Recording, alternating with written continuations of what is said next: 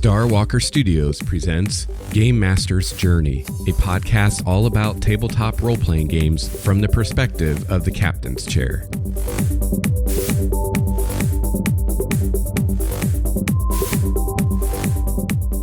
One of the most rewarding parts of being a game master is creating your own world. A very important big picture aspect of fantasy worlds is the gods. Today, I start thinking about the deities in my world. So join me on the journey. Together, we can become game masters truly worthy of the title.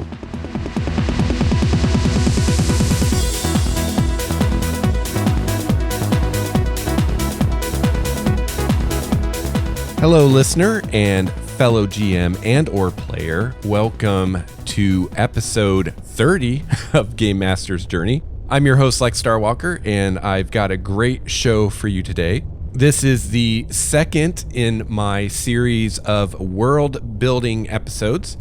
So last time I talked about kind of just some big picture ideas for my world. I was just generating a list of ideas, brainstorming big picture things that I wanted to try to include in my world, ways to try to make my world familiar yet unique, so that when my players are playing, they feel like they're playing D&D. I want a very kind of quote-unquote classic D&D feel to my world, but yet I want it to be different enough and unique enough that it makes all this effort worth it instead of just running in a published world. So another big picture thing to think about when you're building a fantasy world, at least, is gods. So I wanted to start thinking about the gods right away, as they tend to have a pretty big influence on a fantasy world. Now, of course, the first question you might want to ask yourself is, are there even going to be gods? You might assume that you have to have gods in a fantasy world because of the clerics and the paladins, namely, who draw their powers from a deity. But you don't necessarily have to have that. So a great example of how you could make a world without gods and still have clerics and paladins is the Dark Sun setting, of course. However, like I said, I want to create kind of a classic feeling D&D world, so I want there to be gods. However, that said, the gods is something I really want to get right in my world, because I feel like the gods in Forgotten Realms, which is the D&D setting I have the most experience with, and even Dragonlance, which I've had a little experience with, they've always fallen flat for me. I've never been impressed with the gods overall. Now, actually, there are some of the elven deities I really like. I really like Sehanine Moonbow. I really like Eoistrae, and the whole history of the elven Pantheon and how Avrashne split off and became Loth, and how some of the other elven deities went with her and created the Dark Seldarin or the Dark Elf Pantheon. I think that's really cool. I like how the elven deities are kind of more tied together and are more cohesive thematic whole than like the human deities in Forgotten Realms. So there are, some isolated aspects of the pantheons in Forgotten Realms I do like, but overall I'm not a fan. And one thing that I really don't like about the gods in Forgotten Realms is there's just way too many of them. There are so many gods in the Forgotten Realm that no player I have ever met or played with has known them all. And it just seems like a big mess to me. I don't like that every species has a whole pantheon of gods. I'm not a fan of that. It's just too unwieldy. Even as a DM, I don't have a grasp on every god in the realms. And it seems like every time I run a published adventure in the realms, some deity comes up that I know nothing about, and now I've got to go learn about that deity. And, it's like, how can you tell a good story when you don't even know all the characters, right? And there's just so many that it's impossible to know them all and be really comfortable with them all, or at least with the level of time and effort I have to put into it. It also doesn't make sense to me how much the portfolios overlap. So I think there should only be one God of War, in the world, not one for every race. So if you just look at like war or battle or whatever you want to call it, like that specific portfolio in the Forgotten Realms, there are numerous gods that touch on that. I mean, obviously there's Tempest. The dwarves have Clanged and Silverbeard. The elves, I think Coralon's got war or battle or something like that in his portfolio. The drow, there's I think, and I'm just going off the top of my head, so these might not be totally right, but there's Selvatarm, I think, is a god of battle for the drow. I think the orcs, Grumpsh, I'm pretty sure has war or battle or combat or something in his list of portfolios. So it's like every race in the realms has some kind of god of battle. And it just doesn't make sense. This whole idea of kind of how gods work in D&D, where each god has an aspect of reality that we call a portfolio that they have control over. This whole concept breaks down and doesn't make any sense when you have multiple gods controlling the same thing. I mean, how does that make sense? If you have two gods that control the wind, how did you know which way the wind is going? They have to like battle it out every time, or one god controls the wind in this area and one god controls the wind in that area. And I'm not saying that you can't make it work or that there isn't a way to explain it so it sort of makes sense. I'm just not a fan of it. I think it's a big mess. I think it's way overcomplicated. Now, I do understand that some people, including some of the designers and writers in Forgotten Realms, see the large number of deities as a good thing. They are telling us this is a feature, not a bug, right? And the reason that I've heard that people say this is a good thing is that way the players don't know all the gods, and it makes it easier for the DM to surprise them with some god they don't know anything about. And I get that, okay? I just don't agree with it. I don't think you should need dozens and dozens of gods to be able to surprise your players. I mean, if you actually have players who are taking the wind out of your sails every time you do anything involving a god because they know everything about that god, well, first of all, maybe have a talk with your players and tell them not to be assholes. Second, maybe find different players. I mean, I don't know, I don't know why people put up with playing with people they don't enjoy playing with. But the other thing is use your creative power as a DM and change things up a little bit. Add some things to that god that the players don't know about because you just invented it. And again, this is kind of one of the things with running in a published world is you need to take ownership of that world, and you need to not be afraid to change things up, because you don't want, some player who has read every Forgotten Realms book that's ever been published and just has this encyclopedic knowledge of the realms. You don't want that player never to be surprised at your table. And not only are you going to have issues with player knowledge versus character knowledge, but even if you have the best role player in the universe who always keeps character and player knowledge separate and never allows his knowledge to inform his character when the character wouldn't know those things, the player still knows what's going on, right? And he's not going to be surprised or intrigued, or there's no mystery for that player if you just run everything by the book, right? So I really recommend taking a setting and making it your own, even if it's someone else's setting. And this is a lesson I've learned myself. And I've mentioned before how when I used to run in the realms, when I was in high school and stuff, I was too worried about the canon, and I was not willing enough to do my own thing. And gradually over the years, I've learned to do that. So I want, in my world, I want a tighter pantheon. I want gods with distinct portfolios. I don't want gods sharing portfolios. And I know there is historical precedence for this, so all this is, very extremely loosely based on history. And, if you go back in history, before, the Christians killed all the other followers of other religions, and you had the various pagan religions, you would see like the Greek pantheon encountering the Indo-European pantheon as these two groups of people came into contact with each other. And, the Greeks have a god of the storms, and the Indo-Europeans have a god of the storms.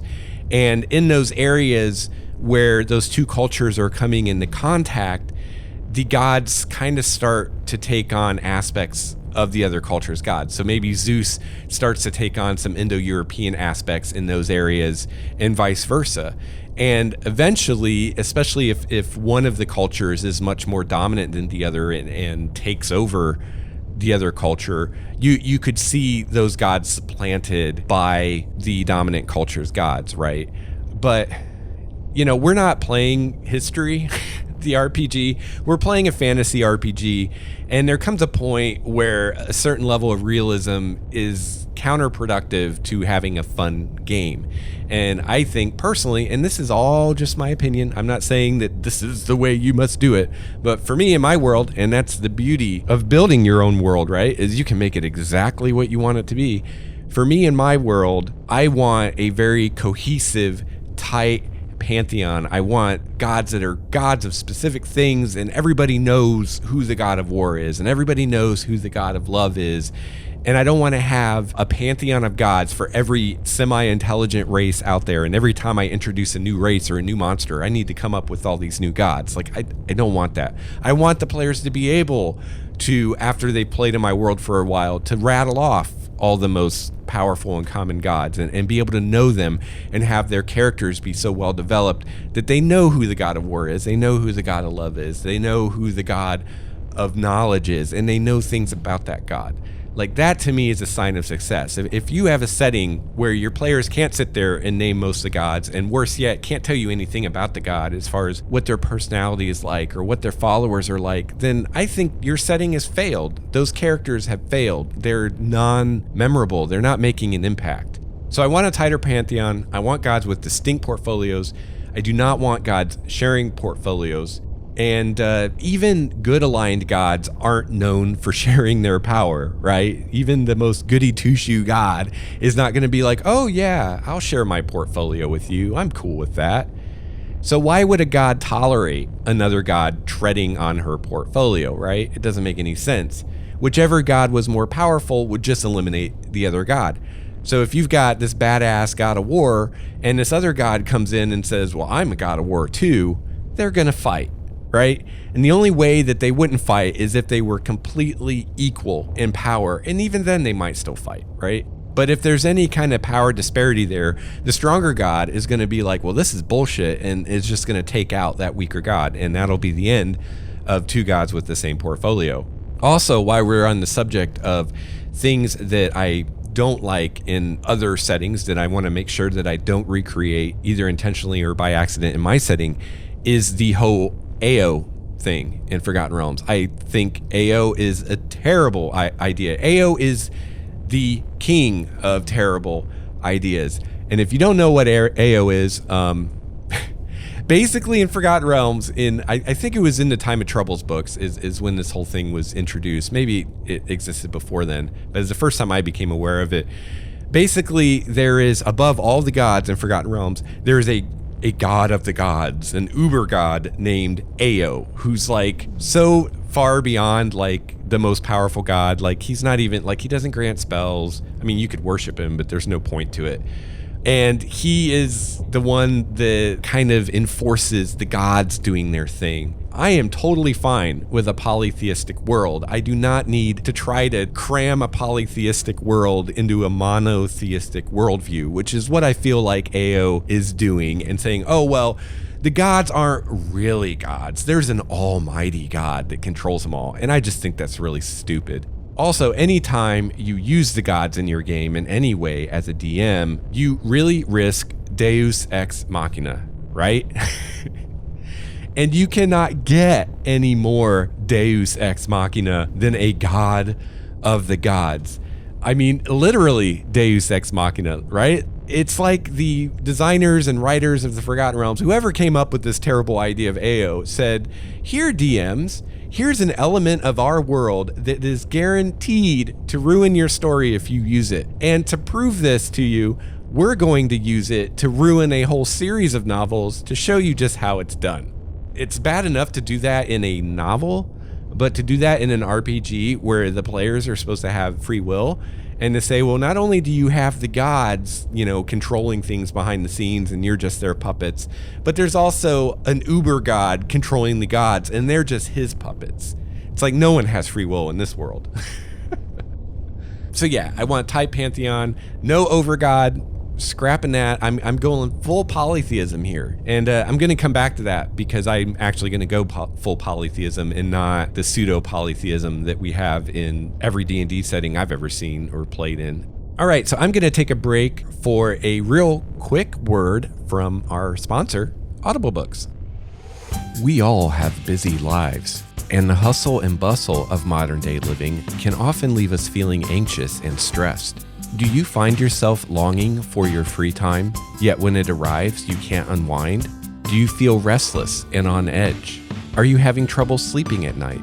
Are you not finding satisfaction in your romantic relationships? If you are suffering from any of these symptoms, Audible Books is a new therapy that can help you escape from the grind of your routine. You can sit back, close your eyes, and enjoy a beautiful fantasy world or explore the stars, all without leaving your most comfortable chair. Ask your doctor if Audible is right for you and take the first step to a richer life today. You can try Audible for 30 days for free, courtesy of Starwalker Studios. Just visit the website for your favorite podcast at starwalkerstudios.com and go to the bottom of the latest episode show notes for details. Audible Books. Enjoy a good book today. Also, I like the series Supernatural. I'm a big fan of that show.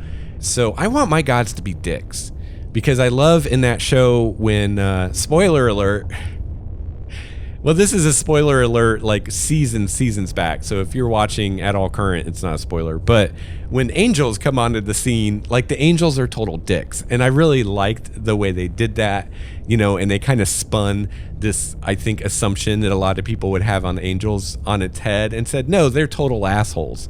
I really like that. So I want my gods to be dicks overall. People worship the gods out of fear, not because they like them, which again is pretty historically accurate. So notice I'm being historically accurate when it's convenient for me or it's doing what I want to do. And I'm ignoring history when it's inconvenient, which is what you should do. This is a fantasy game. So, people don't worship the gods because they love them. They worship them because they're afraid that if they don't, the gods will punish them and horrible things will happen. The gods manipulate people and they cause natural disasters, or at least that's what people believe.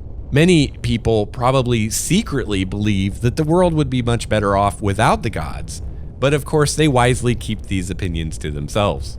A lot of the good and neutral deities in my world don't really do much. They just enjoy decadent lives of pleasure, and they carry out various intrigues among one another to increase their power base. But one of my seed ideas that I'm kind of running with this setting is the idea that the gods are slackers. At least the good and neutral gods, they're just total slackers because there's no one to tell them what they should do. There's no AO to smack the ruler on their hand and say, hey, you're being a bad god. You have to be a good god. They can do whatever the hell they want. All they really need is worshipers of a certain, critical mass of worshipers so that they stay gods and keep their power and everything. And as long as they have that, they don't really give a shit. And they just live the life. And, they have these various intrigues that they play on one another, trying to eke out just a little bit more power and influence for themselves. But other than that, they just kind of are slothful. Even the good aligned gods don't, quote unquote, love their worshipers. They don't really give a shit about their worshipers. They view them as a resource to be managed. So the way the gods look at their worshipers is basically the same as the way a farmer looks at his cattle. Okay, it's a resource to be managed and nurtured because it brings things that you want to you, whether it's food or money or power in the case of a god. But it's not something you're emotionally attached to. When butchering day comes, no tears are going to be shed. Right? So when the farmer has to butcher a cow, that's not an emotional thing for him. Farmers don't get attached to their animals in that way. It's just well, time to butcher a cow. Payday, right? And the same thing with a god. They don't care about their worshipers. They're just a resource. So in my world, kind of a spin I'm putting on it is that the evil gods are the only ones that are actually truly active in the world, at least at the beginning of the campaign, because they're willing to go to greater lengths to advance their agendas. So the good gods are actually kind of hampered a little bit by their morality. It's like they want to advance in power, and so they do all these intrigues and stuff, but they are good aligned. So there are just certain steps they're not going to take. There's certain lines they're not going to cross. And so in a way, there's kind of less for them to do in a day because there's only so many ways they can advance their power without breaching their sense of morality. So they end up being really lazy, like picture the god like sitting on his couch, being fanned by servants, eating grapes and shit, like, or probably in like a brothel or a harem, right? Like that's what the gods are doing, the good gods and the neutral gods. Because they do a little intrigue here and there, but overall, they're just kind of enjoying the life, right? Well, the evil gods, they don't have those restrictions. They can do whatever the hell they want. So they're willing to go into the world and do things and make things happen and change things to grow their power base. So the only time that the good gods or the neutral gods really do much in the world is when they're forced to oppose things that the evil gods are doing. So eventually, if the evil gods, create enough conflict and chaos in the world, it'll force some of the good gods to get up off the couch and go do something about it. So because the good and neutral gods are pretty much slackers, there are some consequences on the mortal plane. And this is something that I'm going to have a really fun time kind of working out the details of. And so the first step of this is I'm actually developing my pantheons and figuring out exactly who the various gods are. And once I have that done, I look at the portfolios that are covered by the good deities and to a lesser degree, the neutral deities. I kind of see, just like, neutrality is this middle ground between good and evil. In my world, I also see it as a middle ground between the totally lazy, slacker good gods and the more active, trying to take over the world, evil gods. So the neutral gods are kind of somewhere in the middle on that spectrum too. So they're not as lazy as the good gods. But, these good gods, once I figure out their portfolios, it's like, well, those areas are not being managed as well as they should because the good gods are basically phoning it in and they're not doing their jobs. So, for instance, probably the goddess of love is a good aligned deity, right? So there's all kinds of issues with that portfolio because she's not really doing anything. So the evil gods are taking advantage of the complacency of the good gods and to a lesser degree the neutral gods. And some of the evil gods are actually working together to take more power in the world. Because one kind of cliche that I'm not a huge fan of is that like evil can never work together. I don't really think that's true. I think evil can totally work together as long as it's within their self-interest, right? And then as soon as it's not, they may turn on each other.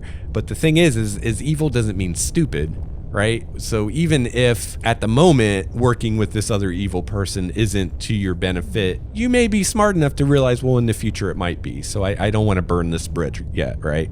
So in the beginning of the campaign, because again, I talked last time about how conflict is like the bread and butter of your RPG world.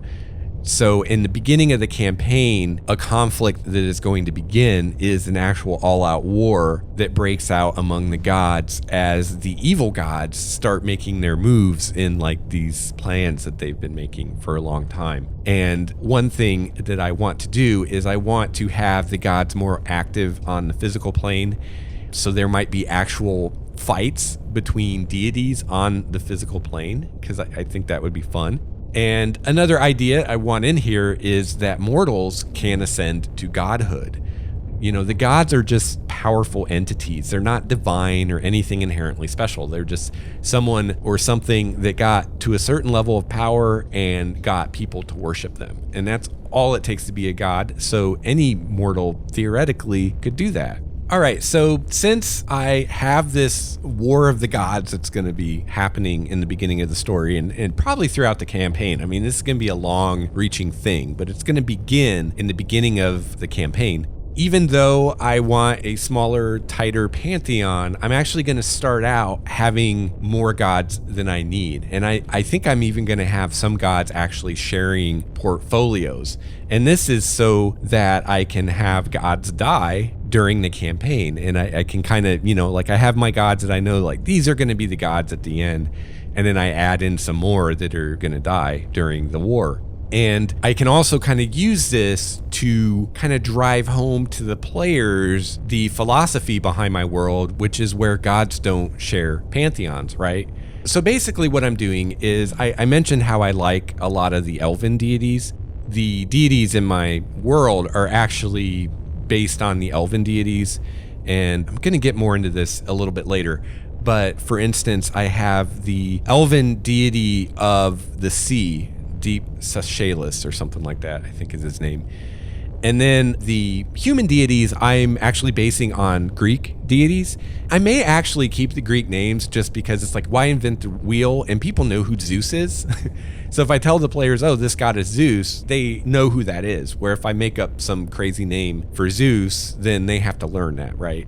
So I kind of go back and forth on whether I'm going to rename the deities or keep the Greek names. It probably will depend on how much I change them, because I am going to change them in some ways to fit my world. So if the changes are really big, then I may rename them, but if they end up pretty similar to the Greek versions, and I may keep the same name. So let me know what you think. GameMastersJourney@gmail.com. Should I rename my deities or keep the Greek names? So the Greek god of the sea is Poseidon, right? So I have in my world, I have the elven god of the sea, Deep Sashalis, and I have the human god of the sea, Poseidon, and they're going to be in conflict. So one of those gods is going to die because neither one of them is happy with there being another god infringing on his turf. And so they're going to go at it. I see that I'm running a little long today, and I actually have quite a bit more that I want to cover about coming up with the gods of my world. So I will continue this discussion in the third world building episode.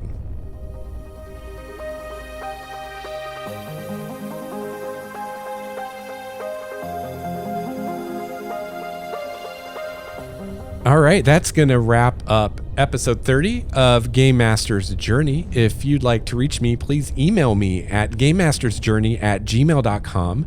You can follow me on Google+, just search for Lex Starwalker, and you can follow me on Twitter at Lex Starwalker. Please visit the website, starwalkerstudios.com, and if you go to the Game Master's Journey page at the top of the page, just click the navigation, the Game Master's Journey. You can find the show notes for this episode, episode 30, with all kinds of helpful links within it, including a link to our Google Plus community. If you enjoy Game Master's Journey and you'd like to support the show and help me keep going, a great way that you can do so is to try a trial of Audible books, as I talked about in the middle of the show. A great book that you can try is The Name of the Wind by Patrick Rothfuss. Probably my single favorite fantasy book of all time. Great book to try out. Other great ways that you can support the show is you can become a patron of the show on Patreon, and you can go to the show notes at starwalkerstudios.com/GameMastersJourney, and you can just click on the Patreon button at the top of the show notes, and it will take you to our Patreon page. Another great way is you can give a single donation, one-time donation to the studio, and there is a nice pink donate button at the top of the show notes. You can also use our Amazon referral links, which you will find at the bottom of the show notes. And you could also leave a review of the show on iTunes or Stitcher. And you can just click on the iTunes and or Stitcher buttons at the top of the show notes, and they will take you directly to our show on iTunes or Stitcher. And again, you can find all this and more in the show notes at starwalkerstudios.com/GameMastersJourney. So I want to thank you so much for listening to the show and for supporting the studio. I really appreciate it. I really love doing this, and I want to keep doing it. So thank you for your support. And please let me know what you think of the world building episodes, and let me know if you have any requests for things for me to cover. I will be seeing you again next week. Until then, game on. This has been a Starwalker Studios production. your source for quality gaming and hobby podcasts. This episode's music provided by Cloudwalker, Renfield, Transboy, and Ish. Please see the show notes for more details at starwalkerstudios.com/GameMastersJourney.